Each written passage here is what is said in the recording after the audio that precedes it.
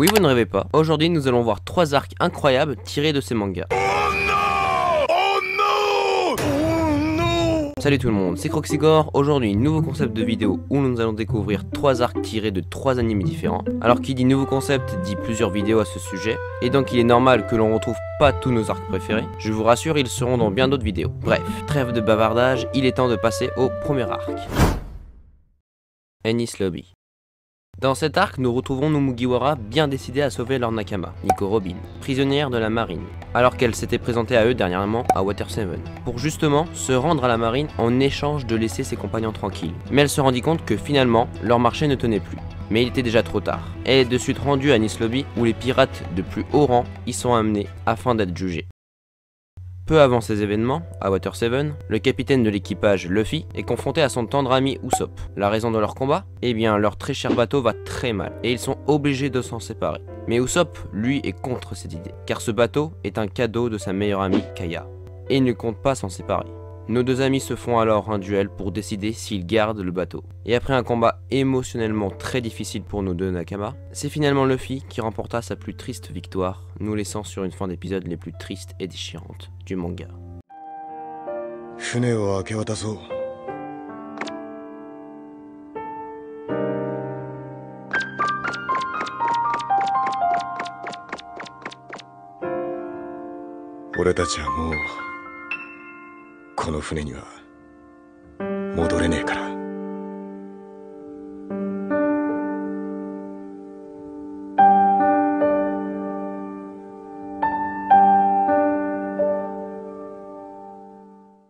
Suite à ces événements et à quelques avancements rapides, nous nous retrouvons sur le train des mers, en direction d'Enies Lobby, où Robin et au passage Franky, le futur charpentier de l'équipage, y sont emmenés. Arrivés à Enies Lobby, Robin et Franky sont de suite emmenés à la dernière tour du château, au pied de la porte de la justice.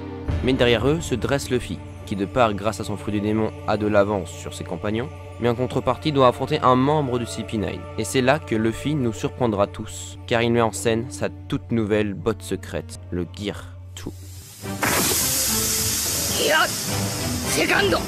En plus d'avoir une pose légendaire, durant ce combat, Luffy nous montrera toutes ses facultés du Gear 2, et son adversaire, Bluno, en fera l'expérience, en tant que cobaye.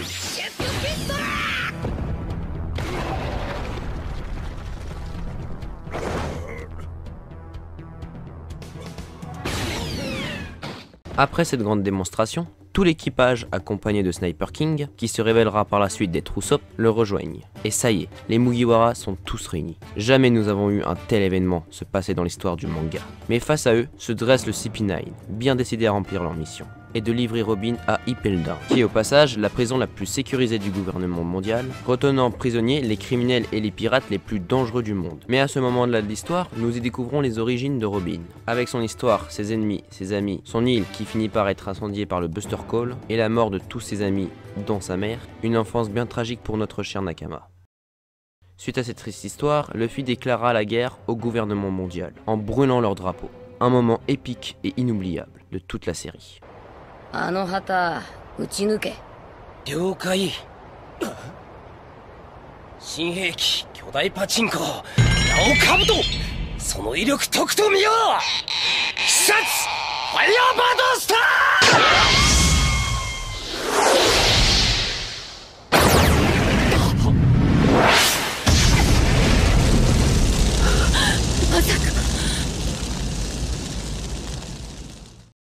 Et enfin, après ce moment épique, nos Mugiwara sont fin prêts pour entamer les débuts des combats face au CP9. Et bordel, tous ces enchaînements de super combats nous fait encore plus aimer la série et les personnages. Entre le combat de Chopper et Kumadori et la révélation d'une technique monstrueuse de Chopper avec son Monster Punch.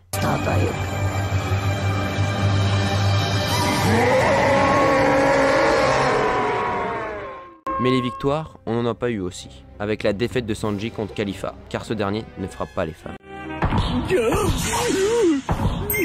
Avec plaisir. Mais c'est pas gagné pour autant car Nami risque bien de venger Sanji en affrontant Khalifa, et c'est finalement elle qui ressortira un vainqueur.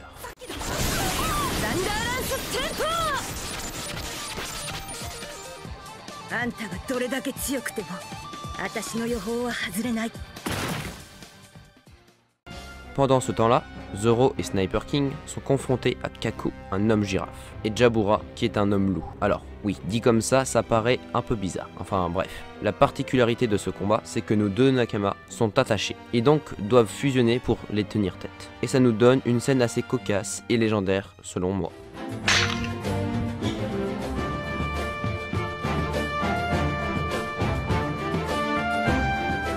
いいか影君、姿勢を崩すな。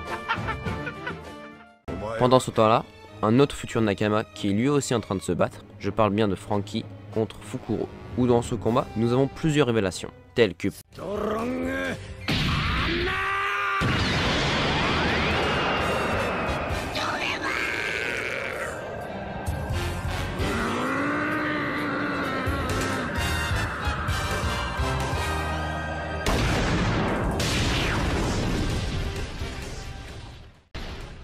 Cependant, malgré toutes les victoires de nos Mugiwara, Zoro et Sniper King sont tout de même en difficulté contre Kaku et Jabura. En même temps, c'est surtout Zoro qui fait un peu tout, mais bon. Mais tout de même, un homme vint à leur rescousse. Cet homme est tout simplement Sanji, qui depuis la défaite de Khalifa face à Nami, il reprit son apparence pour combattre Jabura et on y assiste à une nouvelle technique de Sanji, la Diable Jambe.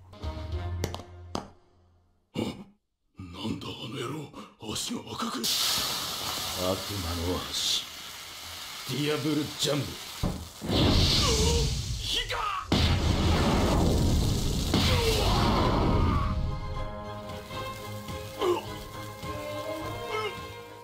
Ensuite à cela, nous retrouvons Zoro et Luffy face à leur adversaire Kaku et Lucci. Et bordel, la hype autour des nouvelles techniques des Mugiwara ne s'arrête plus. Entre la terrible attaque de Zoro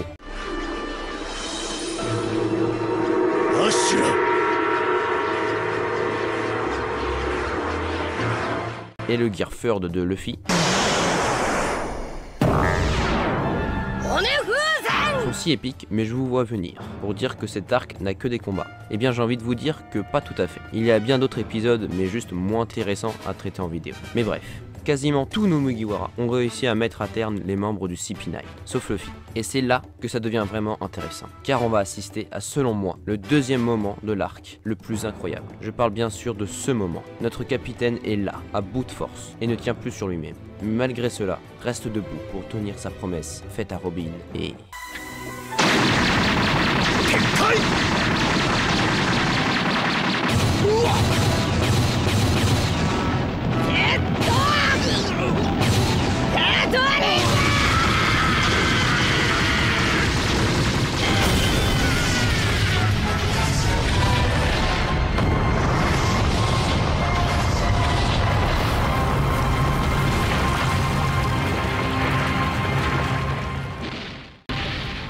Entre-temps, Robin a été libéré, et nos Mugiwara peuvent enfin s'échapper, avec leur très cher bateau. Mais juste après, le Merry se casse en deux. Et ensuite à cela, Luffy le brûle, et on y assiste à l'une des morts les plus particulières, mais aussi l'une des morts les plus tristes du manga.